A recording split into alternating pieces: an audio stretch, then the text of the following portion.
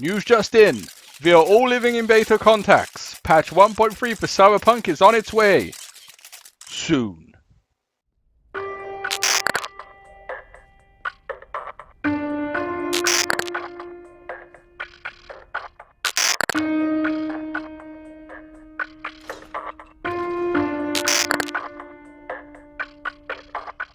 Hey guys, Crafty here from Living in Beta, and today we are back with a different type of video for you all, exploring the updates coming with the newly announced patch 1.3.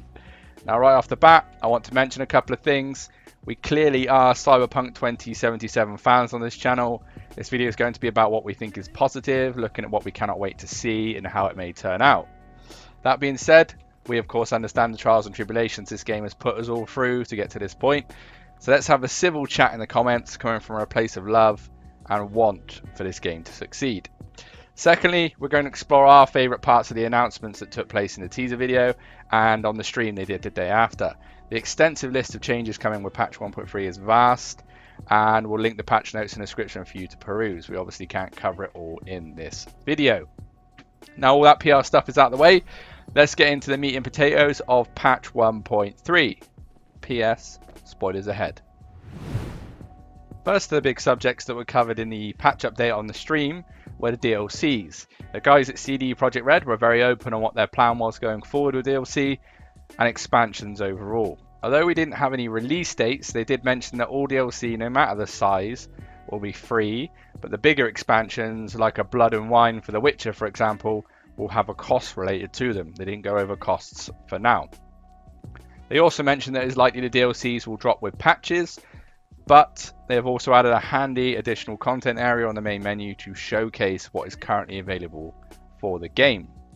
So with patch 1.3, they have introduced 3 new smaller DLCs into Cyberpunk 2077. The first being a cosmetic DLC, where the player gets contacted by our good friend Vic, and he lets us know that in our storage is some clothing to help us look badass whilst roaming the streets of Night City. We get 2 new jackets, one cheeky red number and one winter Parker style jacket, adding to the already wide range of outfit options that we have. These will come available after the limo quest with Dex for new playthroughs, but will happen automatically when loading back into current saves for us long-time Cyberpunk players.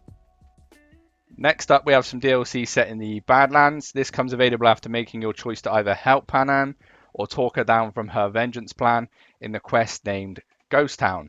You'll be contacted and made aware of a new vehicle that is yours to take. The vehicle is named the Quartz Bandit. As we know, there are a few Quartz vehicles in the game, and this one is a Nomad themed vehicle, and apparently according to the developers, both fast and easy to handle. Sounds a lot like my microwave. Then lastly, on the free DLC side, we have an appearance update for Cyberpunk 2077's resident celebrity, Johnny Silverhand. You can access this from the in-game menu and toggle from Johnny being in his default attire that we know and love to letting him sport this cheeky little punk rock number, which comes fresh with a new haircut and some belly button on show. Watch out everybody is all I can say on that one. They also did mention that DLC in general, and more so down the line, will be placed in various stages of the game to help make the story flow even better than it does and make what's changing in the game more relevant for us long-time players, whilst making it look like it was always there for the new players that pick up the game. This is opposed to some of the titles that we've played before who just dump it all over your lap and tell you just to run with it. No one likes that. That's it for DLC now though. Let's move on to the quality of life changes. Now the quality of life changes is where the list gets really extensive, so we thought we would give you a quick overview and pick out the ones that were mentioned more thoroughly by the developers.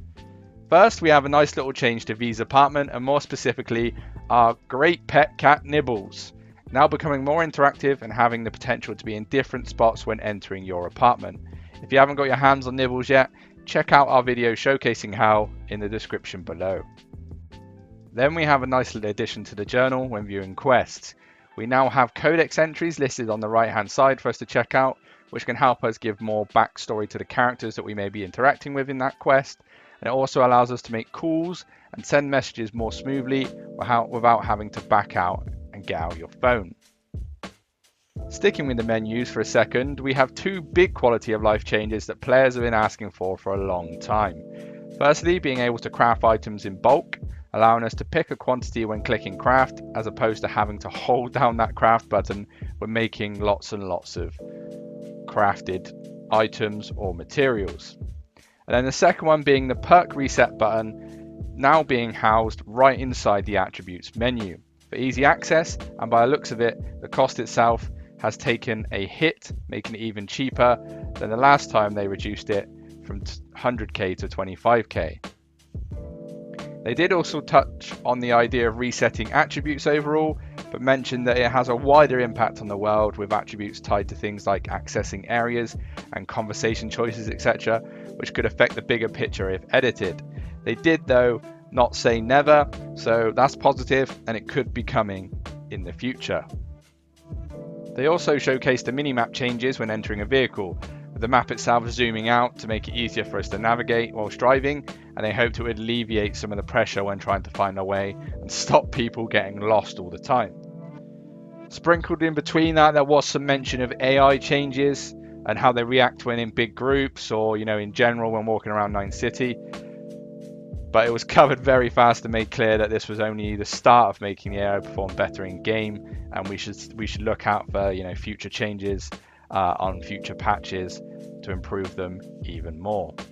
Something that was also covered in the teasers was the UI update designed to make it clearer whether players are choosing between Angel or Sky when they visit the Clouds establishment in the Automatic Love quest.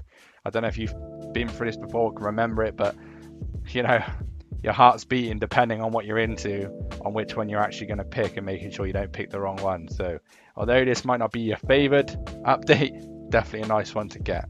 Lastly, alongside all these changes, they did also mention the list of many perks that are either flat out broken or not performing to their desired level, and how they've been fixed and improved to make them work better in game. Obviously, there's a massive list of this. They'll all be in the patch notes that we will put in the description below. So yeah, that brings us to the end of our overview of patch 1.3. I hope this helped get your head around the things that are coming. It was lovely to see the devs and the community managers actually happy when showcasing something Cyberpunk related on that stream they did. It was clear by their comments that their love and passion for the game is still there, even with all the hate that's going around Cyberpunk 2077. Again, I'm not saying it's not warranted, but there's a way to do it, in my opinion. We want to see them succeed. We don't want to see them fail. They also mentioned that they've been reading them and are not shied away from seeing that kind of comment. So it clearly is getting seen by the developers, and I don't think it's helping them in any way. They also made many apologies for what's happened in the past, which is really great to hear as a player who loves their games and wants them to succeed. I know sometimes sorry isn't enough. Hashtag living in beta tissues. But in general, it's just nice that they're, saying that apology. They didn't have to. I know my opinion doesn't really matter, but I do urge you to give this game another chance. If you've given it up or you haven't played it already, then definitely give it a go. It's in a great state already. I've played it a long time now and it's working very, very well. The future's so bright for Cyberpunk, in my opinion. This is just, the start of many patches, and that's not even including the big expansions. And if we really remember what happened to The Witcher when Blood and Wine came out, it was really, really great to see, and the game kind of skyrocketed. So it'd be an amazing time right now to start up and maybe get your head around the game and just start getting some enjoyment out of it. But yeah, let us know in the comments what you think of patch 1.3. Do you like the changes? What are you most excited for? Is this going to make you return? Let's discuss it all below. Remember, they haven't told us a date yet on when it's coming out, but with these kind of snippets being dropped and the amount of information they're giving out there and the patch notes being there, I can see it happening in the next couple of weeks. Look out for that. I'm thinking start of September. But yeah, thanks as always for watching our videos. The support is growing every day, and honestly, we cannot wait to see what the future brings. We can't thank you enough. Drop us a like on the video if you liked it. Share with your friends as always. Subscribe for more content like this one. And remember, don't be a gonk.